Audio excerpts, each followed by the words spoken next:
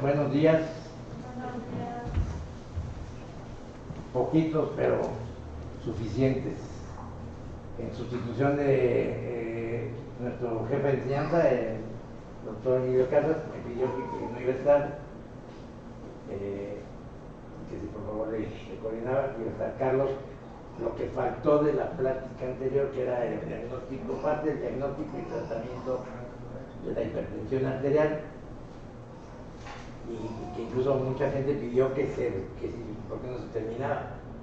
Lo dijimos, bueno, el doctor Emilio lo programó así, para que se practicara eso, así que muchas gracias al doctor Carlos, que accedió, pues, que nuevamente tengamos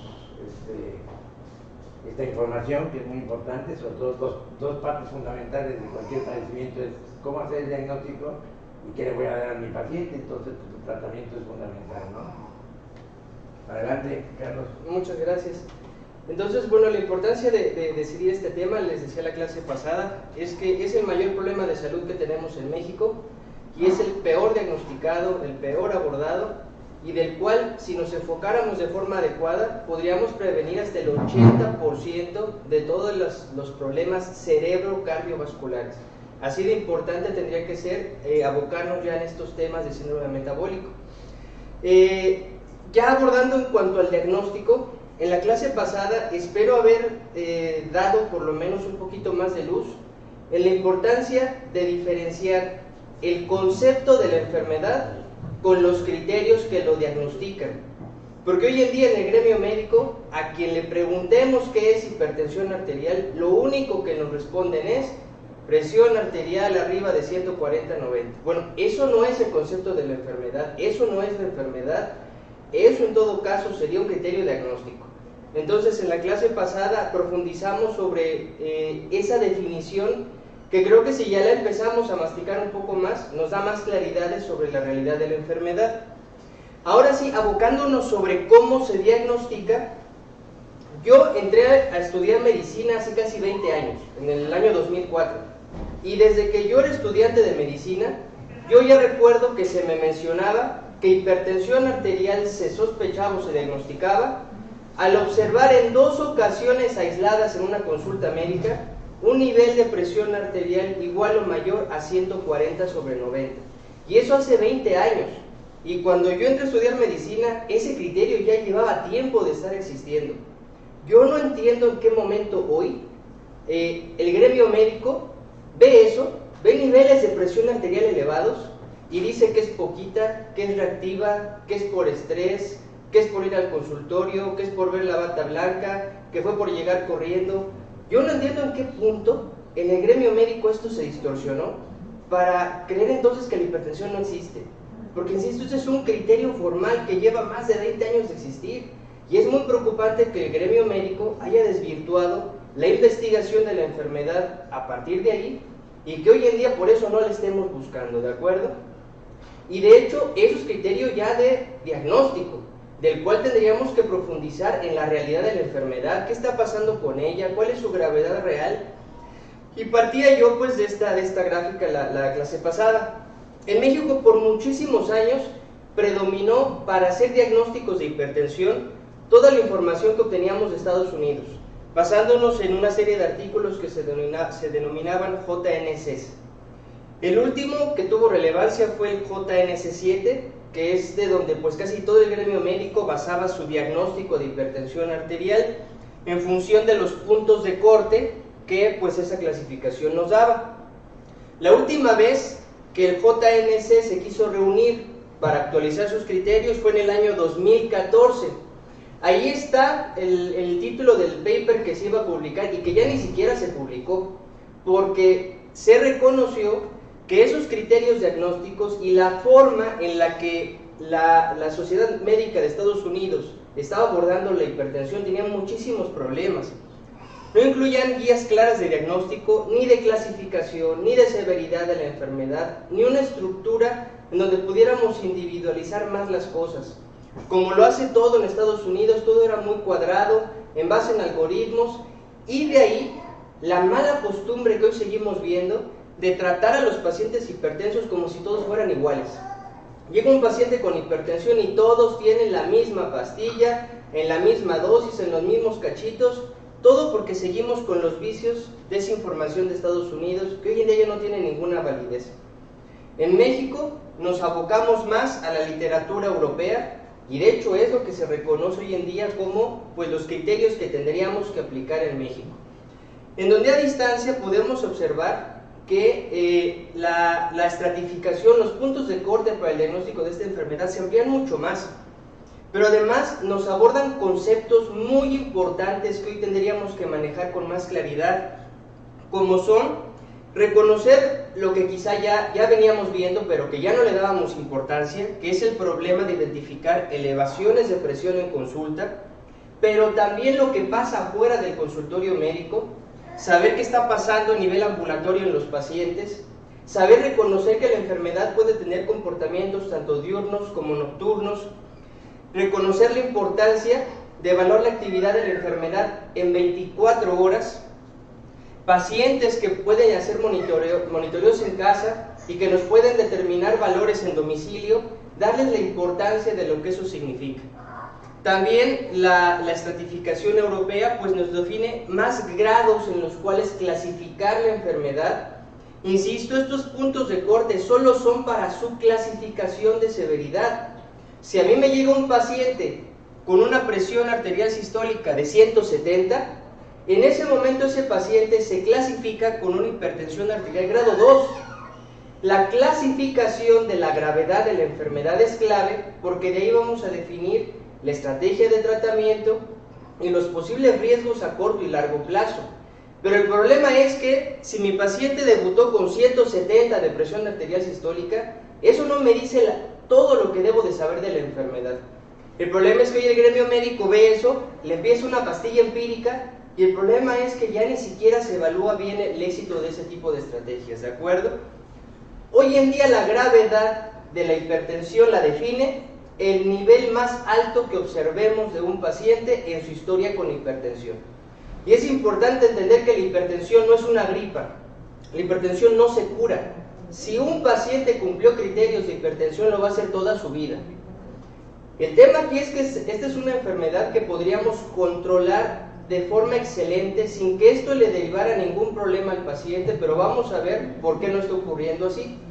Entonces, si un paciente tuvo un valor de presión arterial aislado y se reconoció, por ejemplo, en 190 de presión arterial, ese paciente toda su vida va a ser un paciente con hipertensión grado 3. Si más adelante lo controlamos y mantenemos una evolución adecuada, excelente, pero el grado de severidad de esa hipertensión será siempre grado 3, ¿de acuerdo? Pero me quiero concentrar en esta gráfica de abajo, porque reconocemos entonces algunos conceptos que yo no escucho que el gremio médico esté utilizando con más familiaridad o con más frecuencia. Partimos por el tema de hipertensión arterial de bata blanca, que este sí es muy usado por el gremio médico. El problema es que el gremio médico cree que la hipertensión de bata blanca no es hipertensión. Ese es el típico argumento que nos da el médico cuando llegamos a la consulta con la presión elevada y nos dicen que fue por estrés, por ansiedad, por venir corriendo, y en lugar de investigar la hipertensión y tratarla, nos dan un ansiolítico, un antidepresivo, usted está loco, ya no tome café. Vean lo problemático y lo lamentable que el gremio médico estructure ese tipo de hallazgo ya de esa forma. La hipertensión arterial de bata blanca es hipertensión arterial y entonces tenemos que profundizar más en la investigación de lo que le esté ocurriendo al paciente. Y esta se define como, pues de hace más de 20 años, como aquellos niveles de presión arterial que identificamos aislados en una consulta médica. Ocurre también que llega el paciente a la consulta con niveles de presión arterial anormalmente bajos.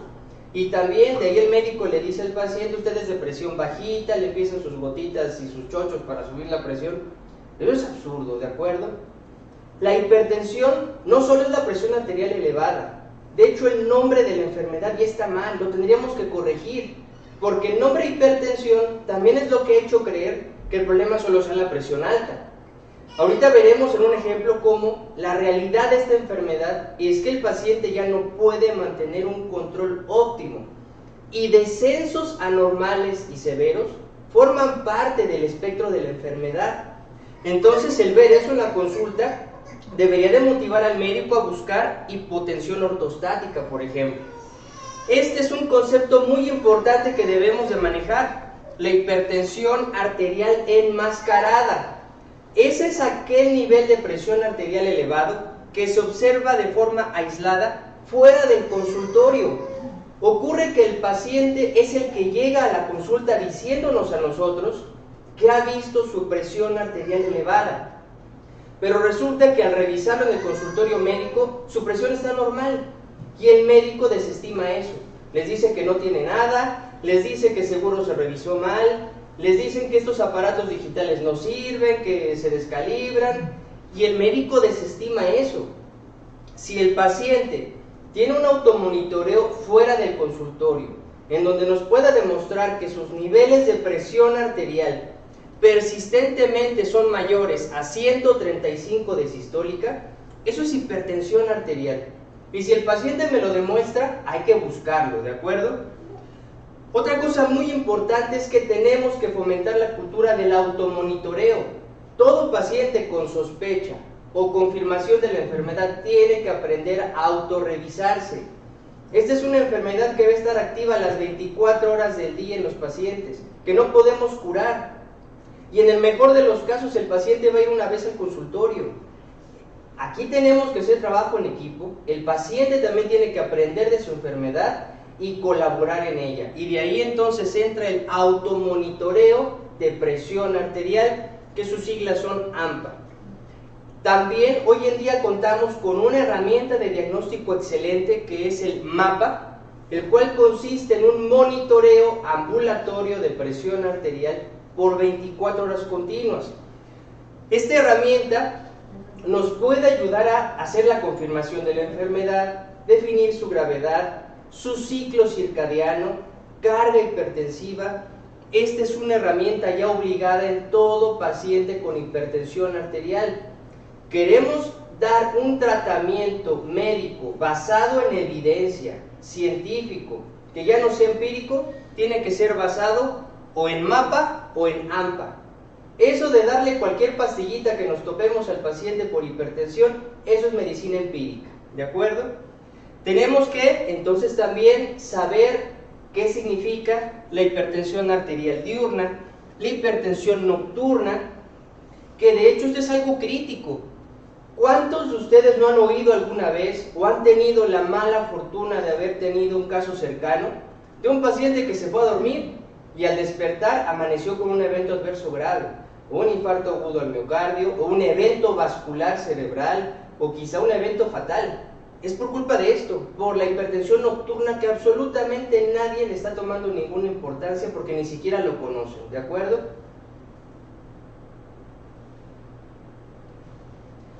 La hipertensión de bata blanca, como acabo de mencionar, ya es hipertensión arterial y nuestra obligación médica es investigar más en ello. ¿Qué sabemos ya de la hipertensión de bata blanca? Que hasta el 55% de las veces ese paciente por lo menos ya va a tener hipertensión grado 1 y hasta en el 10% de las ocasiones una hipertensión grado 3.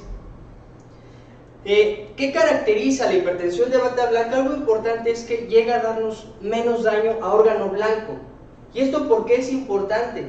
Porque hoy en día el médico, el único paciente que le importa es el que llega a urgencias con un evento adverso grave.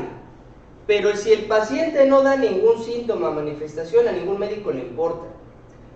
¿Qué paciente es el que le importa al cardiólogo? El que llega a urgencias con una emergencia hipertensiva y de ahí se puede inventar un cateterismo.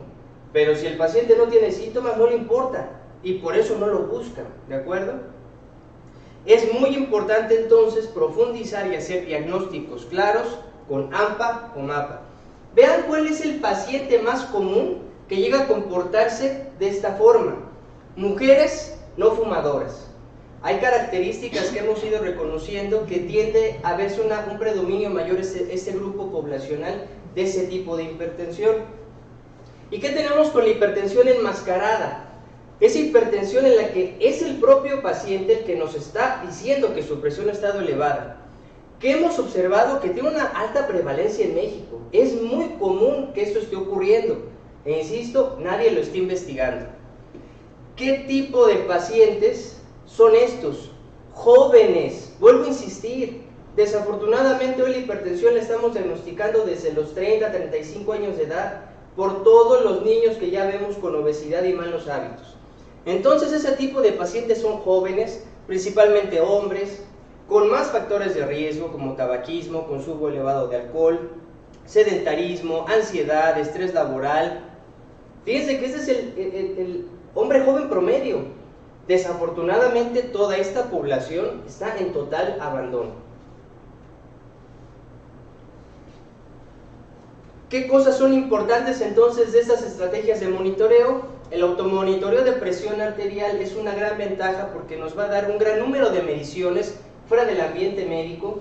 Insisto, espero que después de esta plática ya no estemos diagnosticando hipertensiones solo por checar la presión una vez al mes o una vez al año. Indagar más en esta enfermedad requiere mucho más datos. Entonces el automonitoreo del paciente nos ayuda con eso. Representa con mayor fiabilidad la presión arterial real del paciente. Nos permite mediciones por periodos más prolongados. Podemos ver la variabilidad día con día y es muy económico. Hoy un baumanómetro digital de muñeca, que es el que yo le recomiendo a todos nuestros pacientes, puede costar entre 600 y 800 pesos en cualquier farmacia. Son confiables, son portátiles, son para traerlos en la mochila, en la bolsa, en la guantera del coche y que todo paciente pueda tener un seguimiento de su presión arterial. Esa enfermedad no da síntomas. ¿Cómo un paciente podría darse cuenta de que se acerca a un evento adverso? Imaginen que un paciente revisa su presión diario, 3 veces al día. Puede reconocer un patrón. Se puede dar cuenta si un día en la mañana ya empieza a amanecer con una sistólica de 150, que en la tarde sigue en 150, que en la noche sigue en 150, ese paciente se puede dar cuenta y entonces él ya no va a llegar a urgencias aquí con un evento vascular cerebral, porque si lo educamos y el mismo paciente empieza a aprender eso, y él ya puede también tomar medidas de prevención más tempranas, un ajuste pronto al tratamiento, una visita temprana al consultorio médico antes de que acabe en urgencias. ¿Cuál es la única desventaja del mapa? Que no nos da datos nocturnos, que de alguna forma esa es la mayor importancia del mapa, junto con que en solo 24 horas podemos tener un panorama mucho más completo de la enfermedad. Conocer la actividad nocturna es crucial. Muchos pacientes, de hecho, la mayor gravedad de la enfermedad llega a ser nocturna. Hay una entidad muy importante que también tenemos ya que buscar en nuestra población, que es la apnea del sueño. La apnea del sueño es una complicación muchas veces de la obesidad abdominal que puede provocarnos hipertensión nocturna. En esos casos, por ejemplo, esa enfermedad podría combatirse simplemente atendiendo la apnea del sueño. Un CPAP, el control agresivo de la obesidad podría ser la solución de ese paciente, ¿de acuerdo? Ahora, ¿qué está pasando entonces con el diagnóstico real en México? Porque repito los números, entre los 30 y 60 años de edad, 1 de cada 3 mexicanos tiene hipertensión. Y a partir de los 60 años de edad, casi es el 100% de la población mexicana quien la tiene, pero no están diagnosticados. Y aquí donde me quiero enfocar más es en lo preocupante de la población joven, en donde el médico ve a un joven y cree que no les puede dar nada, ¿de acuerdo? Estas son las estadísticas de las encuestas en salud. Aquí vemos la comparación entre el 2012 y los datos que se recabaron entre el 2018 y el 2019 respecto a cómo se encuentran hoy en día las estrategias de detección temprana de diabetes y de hipertensión en población joven. Aquí tenemos el comparativo de detección de diabetes. Esto es el rango de aplicación de estrategias de detección en el 2012. Estas son las gráficas de los números en cuanto a aplicaciones de protocolos de detección temprana de hipertensión en población joven en el 2012. De por sí en el 2012 era muy baja la aplicación de estrategias de detección temprana en la población joven. Y vean lo que pasó para el 2018. En el caso de la hipertensión, de hecho, La aplicación de estrategias de detección temprana de hipertensión bajó a más de la mitad. Esto refleja que al médico el joven no le importa. Esto entonces nos explica por qué toda esa población no tiene diagnósticos ni un abordaje adecuado de esta enfermedad. Así se ve un mapa. Este es el dispositivo de monitoreo ambulatorio, en donde en 24 horas podemos observar gráficas como esas. Esa es la realidad del comportamiento de nuestra presión arterial. Nuestra presión arterial no es algo que esté fijo. Nuestra presión arterial es sumamente dinámica. Necesito que nos quitemos de la cabeza ese 120/80, eso no existe. Ese número es resultado de un promedio de todas esas variaciones de una persona sana. Esa no es la realidad. Cada persona puede tener comportamientos específicos, umbrales distintos. Lo que hoy tendríamos que reconocer entonces es cuál es ese umbral normal. En una persona sana, el límite máximo de presión arterial puede ser hasta de 130/80 milímetros de mercurio y el límite inferior normal hasta 90/60. Cualquier persona sana, sus niveles de presión van a fluctuar dentro de ese rango. Si me enojo, si me asusto, si me tomo 3 tazas de café, mi presión puede fluctuar bruscamente, pero siempre tiene que estar dentro de esos umbrales. Hoy el decir que es que se enojó y su presión se elevó, eso está mal, ¿de acuerdo? Si identificamos elevaciones, buscamos la enfermedad. Y esa es la realidad, así se ve la presión arterial en un día normal. El mapa entonces nos va a definir y diagnosticar la enfermedad, clasificar su severidad, carga hipertensiva, promedios diurnos, promedios nocturnos, su correlación con la frecuencia cardíaca, y vean todos los datos que nos proporciona para estructurar un tratamiento. Estos son pacientes reales con hipertensión arterial. Esta es una de las gráficas que obtenemos de este estudio que se llama MAPA, y es con la que más me gusta trabajar con mis pacientes, porque también, ya cuando se los demostramos así, los sensibiliza más, porque el paciente, como no se siente mal, cree que no tiene nada, pero cuando ya ve la realidad de sus 24 horas, esto sensibiliza, y eso también nos ayuda mucho, pues a que el paciente también tome partido. Estos dos pacientes tienen hipertensión. Esto no es mucha hipertensión y eso no es poquita. Los dos tienen hipertensión arterial. Lo que aquí es obvio es que hay diferencias abismales entre cada paciente. Este paciente en todo caso lo que tiene es una mayor actividad, más carga hipertensiva, pero este también la tiene. Esa paciente quizá no se ve a distancia, se llama Paola. Ella es una mujer joven. Ella tiene hipertensión por culpa de preeclampsia. De hecho, la hipertensión por preeclampsia tiende a verse muchas veces así. Es una hipertensión en donde influyen muchos mecanismos neurohormonales, en donde podemos ver elevaciones aisladas muy severas. A distancia no se ve, pero Paola en el día hace elevaciones de 214, 211 de presión arterial sistólica. Por eso a Paola de repente en la tarde le duele terriblemente la cabeza, se marea, le zumban los oídos. El problema es que si Paola va a la consulta y si alguien le toma la presión arterial, lo más probable es que nadie se entere que le está pasando esto. Y si Paola revisa su presión una vez al año, pues menos.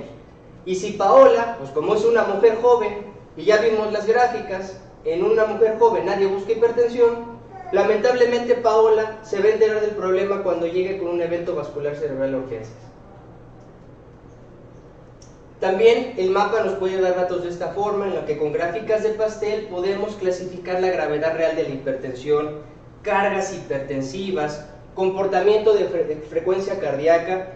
Esto es importante por el abuso en el uso de betabloqueadores que hablaba yo la vez pasada. A todo mundo con hipertensión siempre le quieren dar betabloqueadores, metoprolol, propanolol, fármacos que ni siquiera sirven ya para el control de la hipertensión arterial y que no deberíamos darlos si no sabemos qué está pasando con su frecuencia cardíaca. Este paciente cursa con mucha bradicardia en el día. Si a mí se me ocurre darle un betabloqueador, es muy probable que yo le empeore mucho esta situación. Y este paciente entonces llegue enojado porque se marea, tiene vértigo, se desmayó.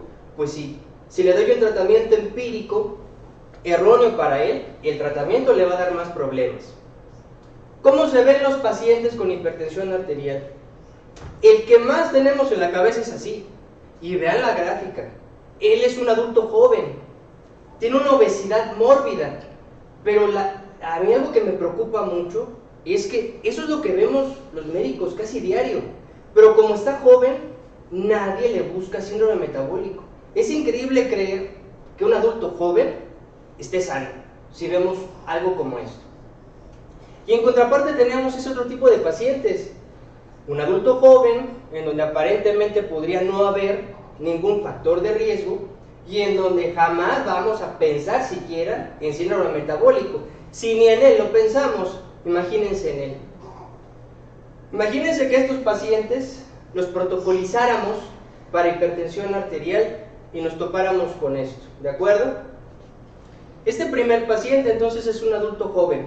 Llegó a la consulta con una sistólica de 140. Alguien por ahí se le ocurrió hacerle un mapa y resulta que en su mapa este paciente, su presión promedio ronda 145 milímetros de mercurio durante todo el día. ¿Qué le va a decir el doctor? Usted tiene poquita hipertensión. Y a este paciente no le van a hacer nada, no le van a dar ningún tratamiento. Y ese paciente, lamentablemente, nadie se va a enterar de nada. Y si alguien le hace un mapa y ve eso, le van a decir que el estudio no sirve, que es reactivo, que es poquito, y se va a quedar sin nada, sin tratamiento, sin investigación médica. ¿En qué van a acabar estos dos pacientes? Porque esa es la realidad.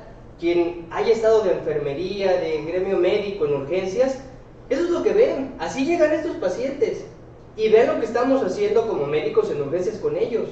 No les hacemos nada, les ponemos pastillitas debajo de la lengua y los mandamos a su casa sin ningún diagnóstico de nada. ¿Qué va a pasar con estos pacientes a largo plazo? A este primer paciente su médico le dijo, bueno, sí tiene hipertensión, pero tiene poquita. Entonces, pues no vamos a hacer nada. E insisto, ya ese paciente nadie sabía. Le hicieron un mapa, vieron elevaciones aisladas y también le dijeron que era algo reactivo, que era por estrés, y le dieron solamente diazepam, clonazepam, alprazolam, sertralina. ¿Qué va a pasar con estos pacientes? A largo plazo, este paciente quizá no regrese a urgencias. Este paciente quizá no lo volvamos a ver dentro de 10 años, porque como no se va a sentir mal, ni va a regresar. Pero en 10 años, ¿qué es lo que vamos a ver? Este paciente en 10 años va a regresar, si hablamos solo del corazón, ahora sí con hipertrofia concéntrica severa, con disfunción diastólica, insuficiencia cardíaca con FEBI conservada, fibrilación auricular. Entonces este paciente en 10 años va a seguir así, pero además con hipertensión terrible, con complicaciones cardiovasculares, con secuelas quizá por el cardioembolismo de la fibrilación auricular. Y el problema es a ver quién logra en 10 años hacer que este paciente baje de peso, a ver cómo le hacemos en 10 años para revertir este remodelado, quitarle la fibrilación auricular. Pero insisto, eso solo hablando del corazón. Este paciente quizá también ya haya desarrollado insuficiencia renal, retinopatía hipertensiva, un evento vascular cerebral.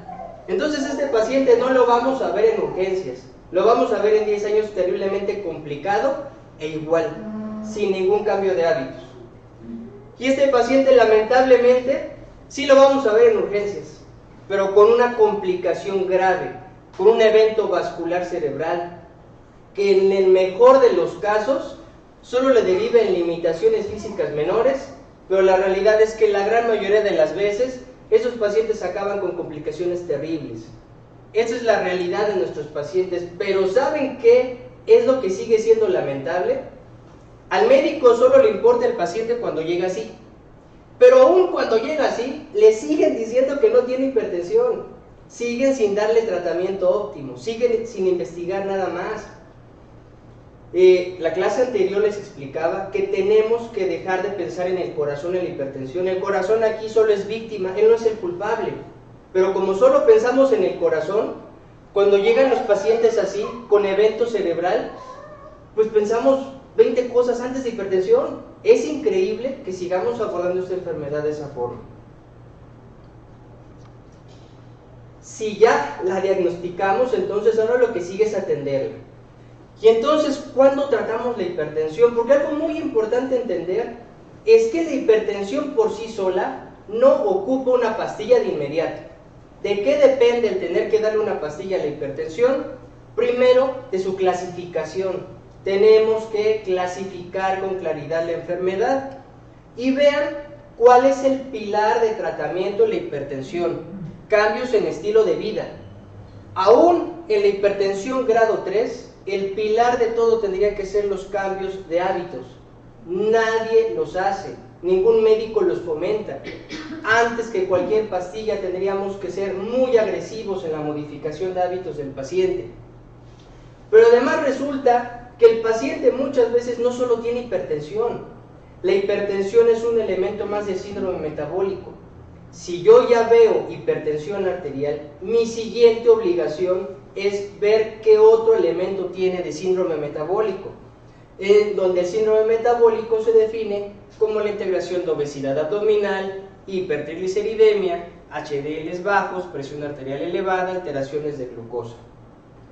Hoy en día que sabemos en los datos actualizados del 2018 que la hipertensión duplica el riesgo de desarrollar diabetes.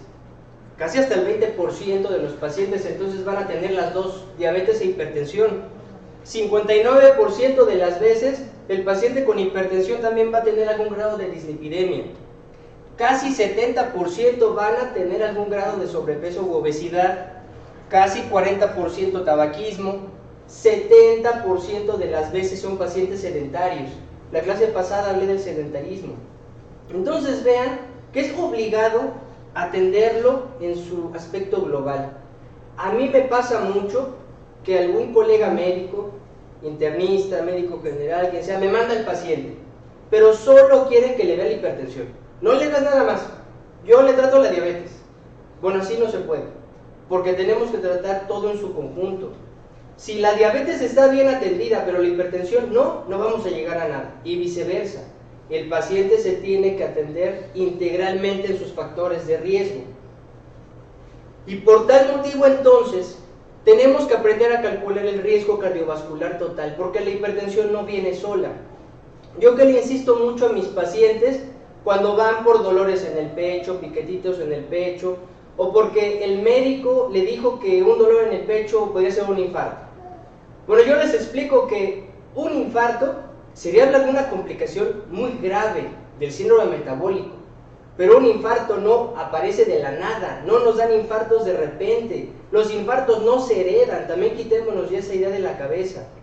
¿A quién le va a dar un infarto? Al que tenga algún elemento de síndrome metabólico sin diagnóstico ni tratamiento. Entonces, hoy, ¿en dónde tendríamos que centrar nuestra atención? ¿En prevenir? O si desafortunadamente ya está presente, atender de forma agresiva el síndrome metabólico, pero desde un punto de vista del riesgo cardiovascular total. Y aquí ya tengo que cambiar ese título, porque ya es riesgo cerebro-cardiovascular, ¿de acuerdo? Tenemos que aplicar entonces a los pacientes, idealmente modelos de predicción, que hoy en día uno de los más fáciles de utilizar y más estandarizados es el modelo SCORE, en donde buscamos estas variables de las cuales podemos estratificar a nuestro paciente. En cuanto a la presión arterial, algo importante que quiero destacar es que el único elemento que importa para el riesgo cardiovascular es la presión sistólica. No me importa la presión diastólica, solo la presión sistólica es la que representa el riesgo cardiovascular del paciente. La presión sistólica es la que me dice cuál es la energía con la que se está golpeando el capilar, en el cerebro, en el ojo, en el corazón, en el riñón. La presión diastólica no es relevante para el riesgo cardiovascular. Clasificamos a nuestros pacientes usando estas tablas, que cualquiera las encuentra en internet, son gratuitas, y podemos asignarle el riesgo cardiovascular al paciente. Y dependiendo de ese riesgo cardiovascular, ya evaluamos si requerimos alguna otra estrategia más agresiva de prevención en los pacientes para prevenir algún evento adverso. Vuelvo a insistir entonces, ¿cuándo tratar? Todo depende de la severidad de la enfermedad, de su riesgo cardiovascular global, pero vuelvo a insistir, ningún tratamiento para diabetes o hipertensión sirve si el pilar no está en la modificación de hábitos.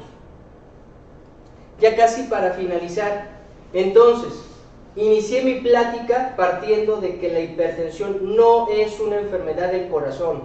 Quitemos al corazón de la ecuación. Aquí el tema es que casi todos los hipertensos terminan con esa idea. ¿Por qué? ¿Por qué entonces el cardiólogo en el corazón estamos viendo esta enfermedad? Si fuéramos idealistas, hoy en México, ¿quién tendría que ser el experto de hipertensión? El experto tendría que ser el médico general. No solo de hipertensión, sino de síndrome metabólico. Si el médico general no lo está haciendo, en un mundo ideal, el siguiente escalón es el especialista en medicina interna, pero no lo está haciendo. Porque lamentablemente el especialista de medicina interna siempre complica mucho las cosas. Y si le llega un paciente con hipertensión, en lugar de irse a lo más probable, casi siempre buscan lo más difícil. Y por eso yo veo cómo están buscando feocromocitomas, tumores. Por Dios, tenemos que partir de lo más lógico, lo más probable.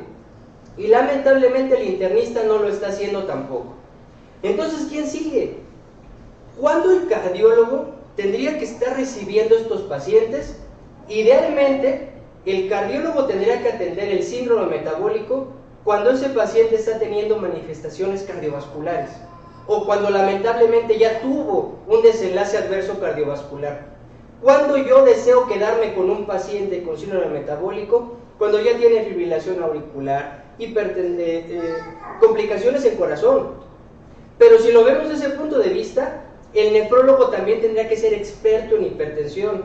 Y entonces, si el síndrome metabólico llegó al paciente aún con una complicación renal, pues el nefrólogo tendría que también ser experto en esa atención integral. Y el neurólogo también. Si lamentablemente el paciente acabó con un evento vascular cerebral, el neurólogo tomaría ese caso, pero dando un manejo integral del síndrome metabólico. El neurólogo no tiene ni la menor idea del síndrome metabólico. El nefrólogo, aquí, bueno, yo solo quiero que ustedes vean las unidades de hemodiálisis y vean cómo salen todos los pacientes de hemodiálisis, salen peor que como entran. Eso es lo único que está haciendo el nefrólogo en los problemas de insuficiencia renal. No están abordando el síndrome metabólico. Y el cardiólogo estamos haciendo lo mismo, solo estamos haciendo cateterismos que no sirven para nada cuando el problema es la hipertensión arterial. Entonces, pues nos estamos equivocando terriblemente, porque no estamos partiendo de la base, ¿de acuerdo? El paciente entra a cateterismo porque se inventan un cateterismo por una emergencia hipertensiva, se va con una cuenta de 300,000 pesos sin tratamiento para la hipertensión, por Dios. La verdad, eso es increíble. Modificaciones en el estilo de vida. En hipertensión es una pastilla. Reducción de peso es una pastilla. Bajar de peso tiene el potencial de disminuir de 5 a 20 milímetros de mercurio nuestra presión arterial sistólica por cada 10 kilos de peso que perdamos. Modificar nuestra alimentación, dietas mediterráneas, es una pastilla, puede bajar hasta 14 milímetros de mercurio mi presión sistólica. Reducción de sodio, actividad física, bajar la ingesta de alcohol. Todo esto son pastillas. El problema es que todo el mundo ve esto y dice, nadie le da importancia. Esto es pastilla. Y además, el efecto es sumatorio. Si yo combino todas estas estrategias, mi hipertensión podría controlarla absolutamente. Vean que sumando todas estas, podríamos tener descensos casi de 40 milímetros de mercurio de presión sistólica. O sea que si mi paciente tenía 140 de sistólica, simplemente con esto podríamos bajar su promedio a 100 milímetros de mercurio de presión sistólica. Pero el problema es que nunca hacemos esto y solo nos quedamos con pastillas o con tratamiento convencional. Pero ¿cuál es el tratamiento pilar de la hipertensión arterial que tiene hoy el hipertenso mexicano? ¿Ustedes saben cuál es el tratamiento pilar de la hipertensión hoy en México? La base del tratamiento en México es esto. Esto es el tratamiento que están recibiendo los pacientes con hipertensión arterial. Parece chiste, pero es la realidad. Tómese una coquita, un bolillito, una toronja con alcohol, duerme un poquito más. Aquí está su antidepresivo, diazepam, clonazepam. Esto es lamentable, realmente es lamentable, pero esa es la realidad. Las aspirinas también quitémonos la idea de que evitan infartos. Tomar aspirina no quita infartos. Hace poquito estaba yo debatiendo con un compañero internista. Negación absoluta de la diabetes y la hipertensión, pero dando aspirinas.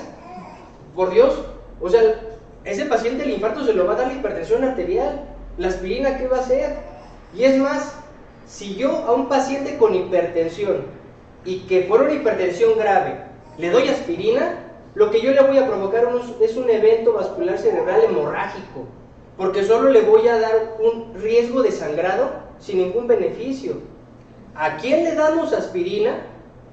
Le damos aspirina como prevención primaria a aquellos pacientes con alto riesgo cardiovascular y se la quitamos cuando modifiquemos sus hábitos y bajemos ese riesgo. O se la damos como prevención secundaria a los que lamentablemente ya tuvieron un evento adverso, pero forzosamente de la mano de su tratamiento óptimo integral, ¿de acuerdo? Entonces es un engaño quien cree que por tomar aspirina y atorvastatina se salvan de un infarto. Finalmente, los pilares de tratamiento farmacológico en México: diuréticos y acídicos. Ya explicaba yo, los médicos no les gusta darlos porque creen que son diuréticos, entonces van a orinar mucho, se le van a alterar los electrolitos. Como antihipertensivo, las tiazidas no tienen efecto diurético, tienen un efecto directo en la arteriola, y este tendría que ser el pilar de tratamiento en los pacientes con hipertensión. Cuando es diurético, solo cuando lo combinamos con diurético de asa en el bloqueo secuencial de nefrona. Entonces tomar tiazida solita no va a hacer que yo orine mucho. Después de las tiazidas, los ARA2, todo lo que cabe en sartán, valsartán, losartán, telmisartán, o IECAS, enalapril, captopril, ramipril, calcioantagonistas, beta bloqueadores, vean lo que les explicaba. Hoy en día es lo que casi toman todos los pacientes con hipertensión, pero ya es una estrategia de última línea, junto con otros antihipertensivos como los diuréticos de asa, los vasodilatadores centrales. Los pilares de tratamiento en México no se están usando tampoco. El médico no está usando los tratamientos adecuados. Llega el paciente con un infarto y el cardiólogo le empieza cachitos de enalapril, cachitos de telmisartán, cachitos de esto, cachitos del otro, y medio de rebote llegan a medio controlar la presión arterial, pero de rebote no se enfocan en el tratamiento adecuado de la enfermedad. ¿Cómo debemos de estructurar hoy el tratamiento de nuestros pacientes? Tenemos que entonces utilizar fármacos eficientes, de acción prolongada, en monoterapias, nada de cachitos de pastillas. Si yo los fármacos modernos los parto, los echo a perder, porque son fármacos diseñados para darnos una liberación sostenida de las drogas que combinan, ¿de acuerdo? Eso además genera el apego del paciente. Si yo al paciente le elijo una pastilla específica, pues es mucho más fácil que si lo mando a partir cachitos de 8 pastillas, ¿de acuerdo? Entonces tenemos que optar por monoterapias. Evitar dosis máximas de una misma pastilla. Tratar de ir dosis bajas, dosis medias, combinando efectos. Y hoy tenemos antihipertensivos excelentes que cumplen todas esas características, pero no los estamos usando o los usamos mal. Hoy en día es muy común encontrar combinaciones de tiazidas con ARA2, tiazidas con IECAS, que tendrían que ser lo ideal para el paciente. ¿Cuándo dar el tratamiento? Pues ya vimos, depende del factor de riesgo del paciente. Finalizo con esta gráfica, no es didáctica, no es para que la lean. Esta es la tabla de las indicaciones de tratamiento de las emergencias hipertensivas. O sea, cómo tratar a un paciente que llega a urgencias con una crisis hipertensiva severa, ya sea urgencia o emergencia. Lo único que yo quiero que me digan es si por aquí encuentran algo que diga telmisartán sublingual, captopril sublingual, enalapril sublingual. No se dan pastillas sublinguales. El tratamiento de las crisis hipertensivas pues también está muy estructurado. Hay fármacos específicos dependiendo del daño órgano blanco que el paciente tenga. La única pastilla que tiene una indicación sublingual es el isosorbide sublingual, que podríamos usar cuando la emergencia hipertensiva nos está condicionando datos de angina, pero sería el único fármaco usado y es el único que sí está diseñado para usarse sublingual. Seguir usando cualquier otra pastilla sublingual es medicina de otra época, es empirismo, nos da más problemas. ¿De dónde nació esa conducta? Nació del IMSS, nació del ISSSTE, en donde el paciente llegaba con una crisis hipertensiva urgencias y lo que necesitábamos era mandarlo a su casa rápido. Pastillita de debajo de la lengua y vámonos. Pero de ahí, ¿qué más? Ningún tratamiento correcto, ningún abordaje a factores de riesgo. Y lo malo es que le damos la pastillita debajo de la lengua, se la bajamos de forma agresiva, que muchas veces el paciente acaba vomitando, mareado, hipotenso, y así se va a su casa y regresa a las 3 horas porque se le vuelve a subir la presión arterial. Es lamentable que sigamos haciendo eso. Ya finalizo. Solo de nuevo, así se ve un paciente real con hipertensión arterial. Si vemos esto, por eso es importante que el paciente sepa revisarse en casa. Yo a mis pacientes les pido revisar por lo menos 3 veces al día en horarios distintos para que vayamos construyendo esto. Si vemos esta realidad, también esto me ayuda a definir horarios correctos de tratamiento. Este paciente tiene mucha actividad en la noche. La mayor gravedad de su enfermedad la tiene en la noche. El mejor horario de tratamiento de ese paciente podría ser nocturno. Y de hecho, si tiene apnea del sueño, le ponemos un CPAP y lo corregimos. ¿Cuánto tiempo? Porque los pacientes se estresan. ¿Cuánto tiempo me voy a revisar así, doctor? Bueno, empezamos una estrategia de seguimiento adecuado, donde el paciente aprenda sus rangos óptimos de control, modificación de hábitos y bitácoras. Si llegamos quizá a un año en donde el paciente está cumpliendo metas de hábitos, estamos con muy buen control de cifras de presión arterial y con mínima necesidad de medicamentos, ese paciente puede dejar de revisarse y ese paciente habrá cambiado radicalmente la enfermedad. Pero vean lo distinto que sería que yo le dijera a este o a este: no se revise, no se compre esos aparatos en la farmacia porque no sirven, se descalibra, no sirven, y no decir nada más. Tomes esta pastilla, este cachito de pastilla en la mañana y nos vemos en 6 meses. Bueno, pues en 6 meses este paciente va a llegar complicado, ¿de acuerdo? Ese es el mensaje que quería compartirles de hipertensión. Y no sé si tengan alguna duda.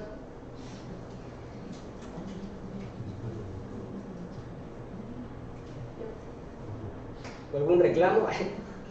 Una persona que ya tengamos con diagnóstico de hipertensión arterial, que ya venga con el diagnóstico como tal, pero que como tal ha sido maltratado, o sea, no esté en un correcto tratamiento, ¿sería correcto hacerle el mapa pero cancelar el tratamiento que ya llevaba? En esos casos donde el paciente está con tratamiento empírico, el mapa ayuda mucho, porque te va a ayudar a definir si realmente ese tratamiento funciona o no funciona. A veces solo lo suponemos, porque el paciente llega a urgencias con una crisis hipertensiva y estaba tomando telmisartán, pero resulta que el paciente nunca se ha revisado. ¿Cómo sabes realmente si el tratamiento le sirve o no le sirve? Entonces sí, haces un mapa con su tratamiento y de ahí puedes derivar si quizá el telmisartán sí lo está controlando o no, o si definitivamente hay que cambiar. Algo que yo le explico mucho a los pacientes es que hay que también entender la enfermedad. Se pierde la capacidad de mantener control en estas variaciones. Aún un paciente bien tratado que modifique sus hábitos, un día nos puede dar un evento adverso, un día puede tener un descontrol. Aquí por eso la importancia del seguimiento. No es lo mismo que un día sí tuvo un coraje y de ahí tuvo una elevación anómala, a que ese sea su constante de todos los días.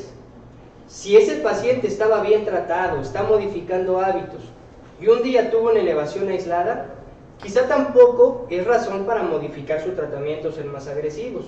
Depende del comportamiento de la enfermedad real. ¿Sí? Entonces, no hay en sí por ejemplo, dice que el dolor de cabeza, los oídos, y creo que también ver bien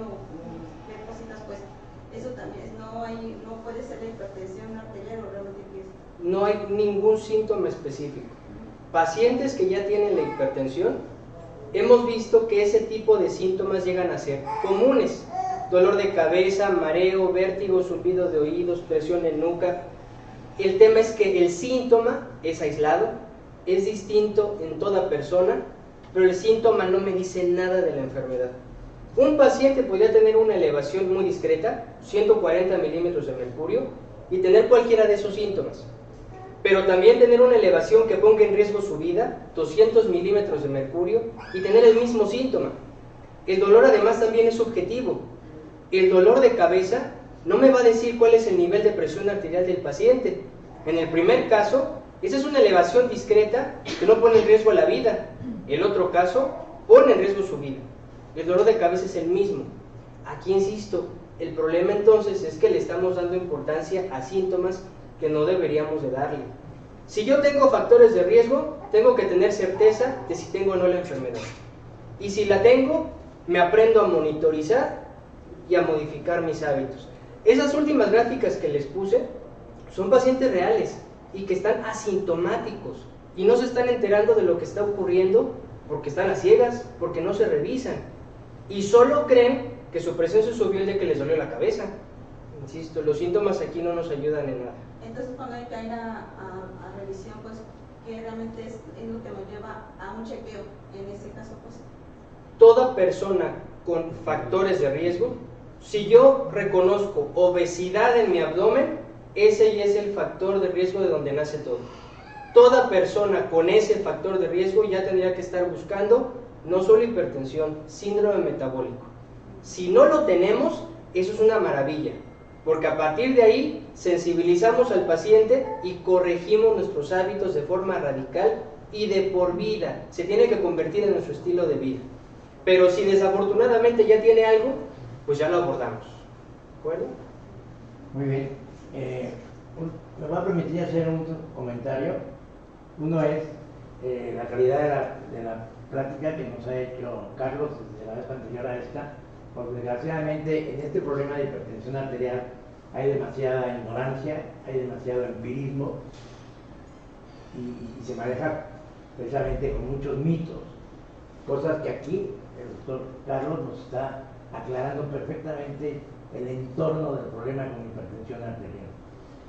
Ya se mencionó y también ahorita lo volvió a mencionar Carlos, el problema del síndrome metabólico, que esto está muy relacionado incluso con la cosa de mi especialidad, que es la gastroenterología, porque precisamente se tiene el mito de lo que se llama el NAFLD, el No Alcoholic Fatty Liver Disease, que es uno de los problemas graves que estamos nosotros enfrentando los gastroenterólogos y que ya está incluido en el síndrome metabólico, porque ya NAFLD, que es unas siglas en inglés, pero ya se cambió, es lo más reciente que hay, ahora ya se llama MAFLD, es Metabolic Hígado Graso No Alcohólico. Entonces, para que vean, y ya hay artículos, por ejemplo, en la especialidad mía, en la que ya hay determinación y pacientes con hígado graso no alcohólico delgados, es decir, el concepto, el mito que se piensa que hígado graso es igual a obesidad, no es verdad.